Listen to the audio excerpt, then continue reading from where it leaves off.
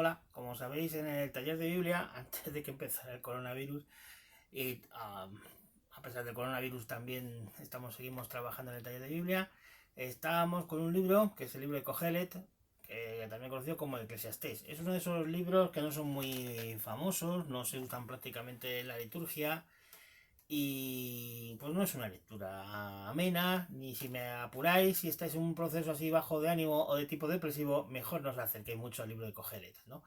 El caso es que estaba yo leyendo y me he encontrado, o sea, estaba yo ordenando la biblioteca en casa y me he encontrado con esto. Se titula Q. El autor se supone que es un tal Luther Blissett, aunque en realidad esto es un juego intelectual de alguien, porque ese señor era un futbolista del Milán de los años 90 y no debe ser o bien un colectivo o incluso alguien decía que el autor en realidad era Humberto Eco. Es un librillo que no es finito, precisamente tiene 800 páginas y Q precisamente es la inicial de Cogelet. El libro transcurre en el siglo XVI. El siglo XVI en la historia de Europa es un siglo muy interesante.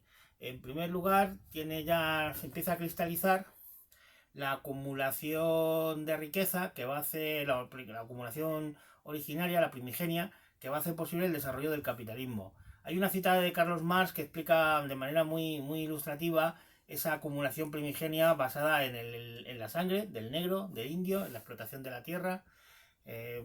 Acumulación primigenia no precisamente sobrada de ética.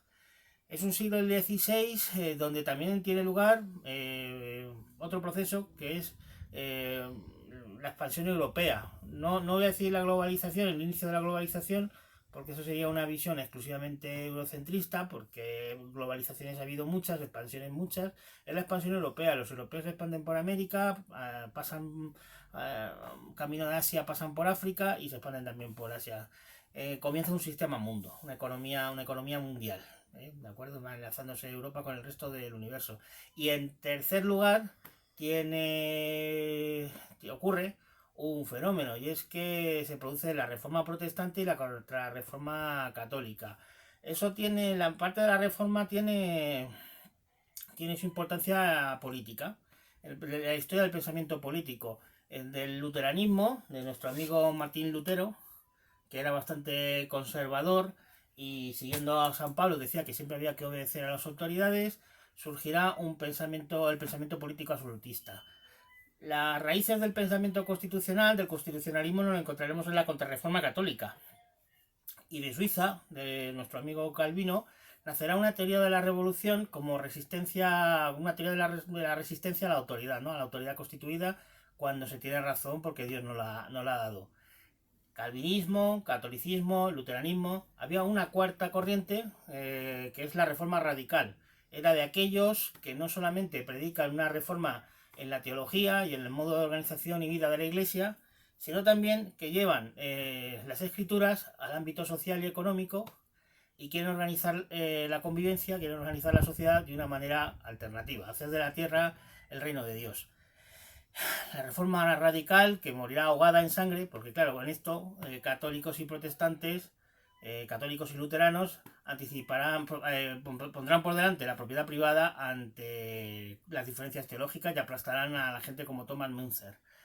Ese es el contexto de la novela de Luther Blissett. Narra la historia durante 30 años de un joven teólogo que va pasando por los sucesivos movimientos de reforma radical hasta que acaba en un determinado lugar que no voy a contaros. Va narrando esa historia y tiene un némesis, tiene un rival que es un agente de Giampiero Carafà, del inquisidor, que se dedica a introducirse y desarticular estos movimientos alternativos. Y al final el protagonista de la novela y nuestro amigo Q, que es el nombre en clave de la gente de la Inquisición, acaban coincidiendo en un determinado momento. La novela va trufada de frases de Cogelet y acaba con una frase que es muy del espíritu también del libro de Eclesiastés, que dice así: no avanza la acción de acuerdo con un plan. Pues nada, os recomiendo la lectura. Además, si vais en el metro, esto da cierto empaque, así como de intelectualoide. Y eso es todo. Que disfrutéis del libro.